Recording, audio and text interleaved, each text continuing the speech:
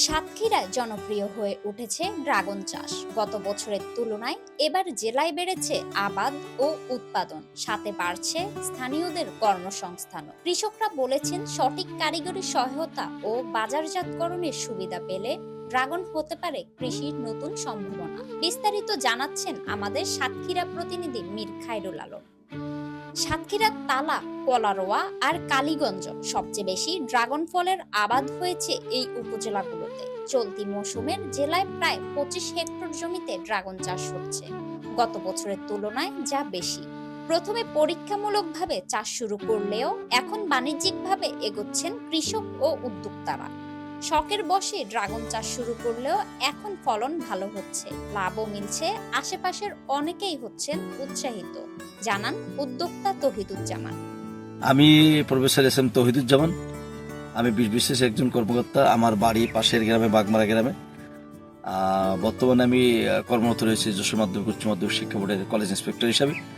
এবং আমি এখন এই শুক্র এবং শনিবারে আমার এই ছুটির দিনগুলোতে আমি এখানে সময় কাটাই।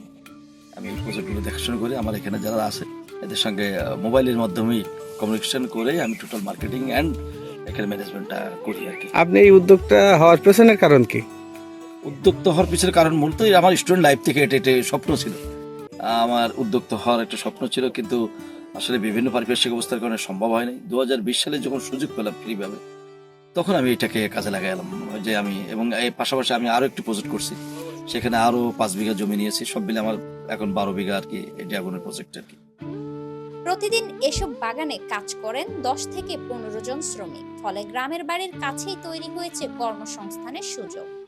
সময় 12 মাসের জন্য এই বাগানে যত কাজ আমরা সব কিছু করি, পরিষ্কার করি, পানি দিই, ফল কাটি এবং ফল সাজাই এবং ঢাকায় পাঠাই, সব কিছু আমরা দায়িত্ব বহন করি। লাইট ব্যবহার করি শুধু তাপের জন্য, কারণ এই ফল শুধু তাপের কারণে ফলটা উৎপাদন হয়, যাতে এই আলোটা যাতে শীতের প্রভাব যাতে না পড়ে ফলের, এই জন্য আপনার এই ডোম ব্যবহার করা হয়, এই জন্য আমাদের ফল পাওয়া যায়। আমাদের এই মালিক এই বাগানটি করায় আমাদের এই এলাকার অনেক বেকার মানুষদের অনেক প্রকার বেকার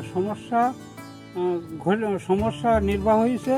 তারা এখানে কাজ করে তাদের সংসার পূর্ণভাবে সচলভাবে পরিচালনা করতে পারে।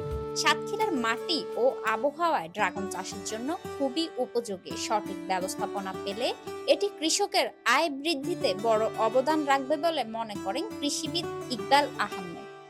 বাংলাদেশে বিদেশি ফলগুলোর ভিতরে ড্রাগন ফ্রুট অত্যন্ত জনপ্রিয় একটি ফল।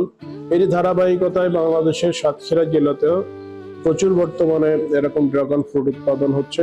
বর্তমানে 25 হেক্টর জমিতে ড্রাগন ফ্রুটের আবাদ হচ্ছে। আমরা ড্রাগন ফ্রুটের উৎপাদনের জন্য কৃষক পর্যায়ে আরো যাতে উদ্যোক্তা সৃষ্টি হয়, এই জন্য আমরা নানা ধরনের পরামর্শ দিয়ে আসছি। কেউ যদি নতুন নতুন উদ্যোক্তা হিসেবে ড্রাগন ফ্রুটে আসতে চান, আমাদের কৃষি সম্প্রসারণ অধিদপ্তরের পক্ষ থেকে তাদেরকে আমরা সার্বিকভাবে পরামর্শ দিয়ে সহযোগিতা করব।